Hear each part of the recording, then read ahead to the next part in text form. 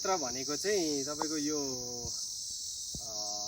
डरेलीबाट चाहिँ हामी माथि देउराली जाँदैछ। अलमोस्ट 2 घन्टा जस्तो लाग्छ होला। यो चाहिँ हाम्रो अलमोस्ट 1 मन्थको बादमा चाहिँ यो मेरो एउटा सर्ट हाइक हो। त्यसले गर्दा पनि एकदम रमाइलो जग्गा छ, तपाईहरु आउन सक्नुहुन्छ।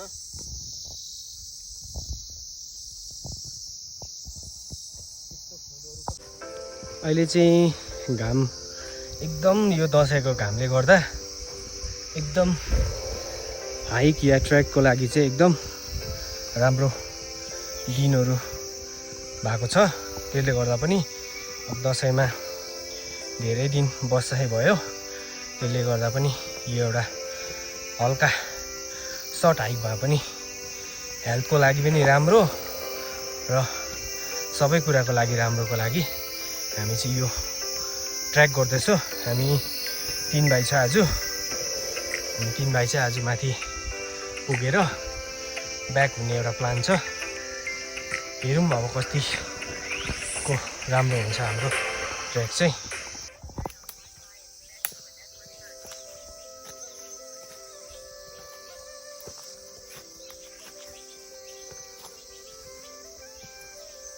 यहाँ चाहिँ मालिङको एकदम डेन्स छ। यो चाहिँ एउटा टेम्परेट फरेस्ट हो। त्यसले गर्दामै यहाँ चाहिँ पाण्डाहरू भालुहरू चाहिँ एकदम ज्यादामा पाइन्छ र फ्युचरमा यस्तो जङ्गललाई चाहिँ संरक्षण गर्नु एकदम जरुरी छ जस्तो लाग्छ मलाई।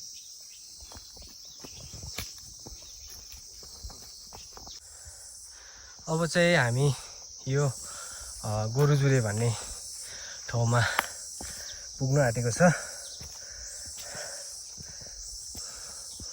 अहिले चाहिँ ट्र्याक गर्नुको लागि एकदम राम्रो भएछ। बाटोहरू पनि क्लियर भएको छ।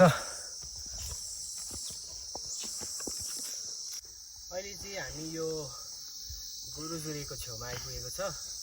यो जाने बाटो चाहिँ तपाईको खेदी हो। यहाँबाट चाहिँ तपाईको तल ढुङ्गेल खर्का निस्किन्छ। यहाँ एउटा गोरुजुरे भन्ने ठुलो ढुङ्गा छ।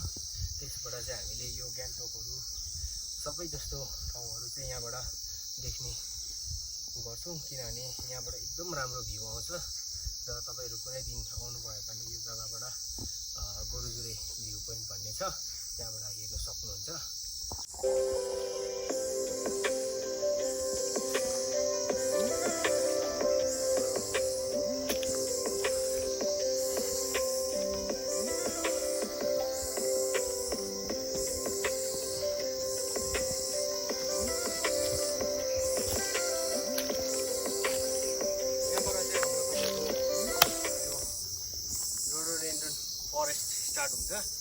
यहाँबाट चाहिँ तपाईको ग्रान्डी र आर्बोरियम चाहिँ एकदम प्रशस्तमा पाइन्छ र यो एकदम राम्रो जङ्गल छ।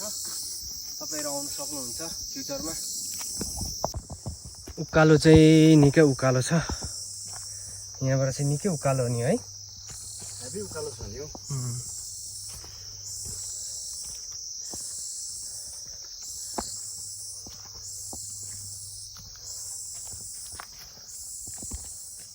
भ्लगहरु बनाउनको लागि चाहिँ अर्ग्यानिक प्लेस चाहिँ यो हो नि त। दामी छ नि यस्तो जग्गा त अब देख्नु पाउँदैन नि हतपत। यो जग्गाहरू चाहिँ एउटा युनिक जग्गा हो नि त हो, ट्र्याकको लागि चाहिँ विशेष गरी।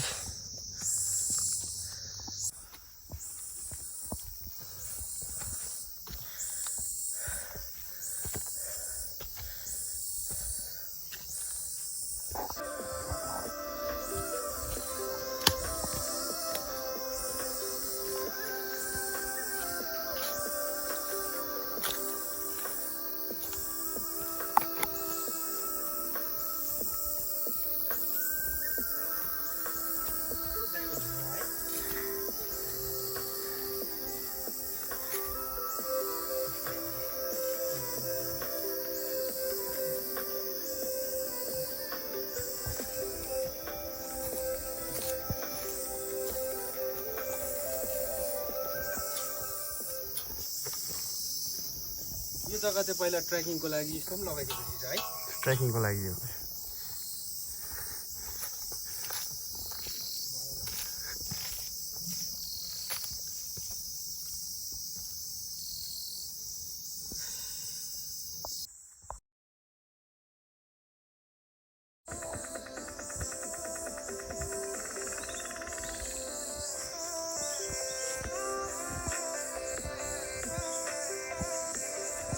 अब चाहिँ हामी यो अलमोस्ट आधी बाटोमा आइपुगेको छ। यहाँबाट चाहिँ अब 1 घन्टा जस्तो लाग्छ। 1 घन्टाको बाटो चाहिँ हामीले कभर गरिपठायो होला। अब यहाँबाट चाहिँ उयो गर्छ। यहाँतिर यस्तो दामी ट्रेकमा मोडहरू रहेछ ल।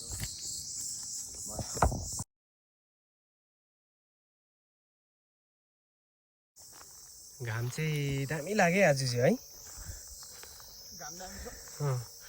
घामले गर्दा होला हिँड्नु चाहिँ आज निकै मुस्किल पर्दैछ है। दसैँमा निकै दिन बसे भयो कि त्यसले गर्दा पनि होला हो है।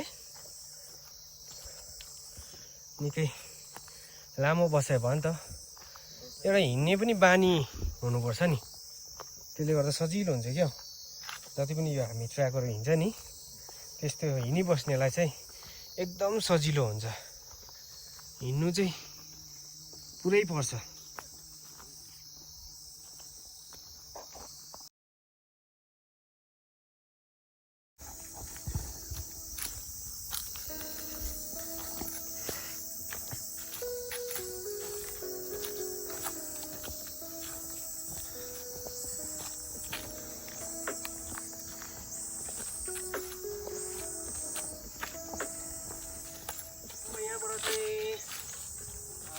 कति आधी घन्टा लाग्छ होला है।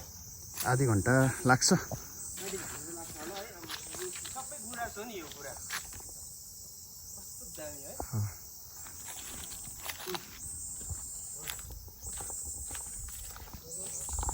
अहिले चाहिँ हामी यो 3 चुले देउरालीको त्यहाँ आइपुगेछ। आज चाहिँ हाम्रो लास्ट यहाँ हो। यहाँबाट चाहिँ फेरि हामी ब्याक जाँदैछ।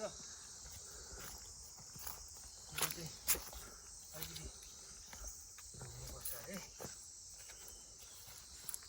चाहिँ 3 चुले देउराली।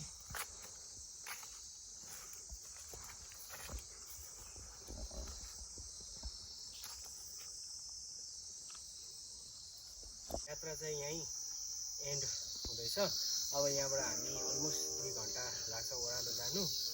यो चाहिँ एकदम बास जङ्गल छ। तपाईँले देख्न सक्नुहुन्छ ठुल्ठुलो रुखहरू।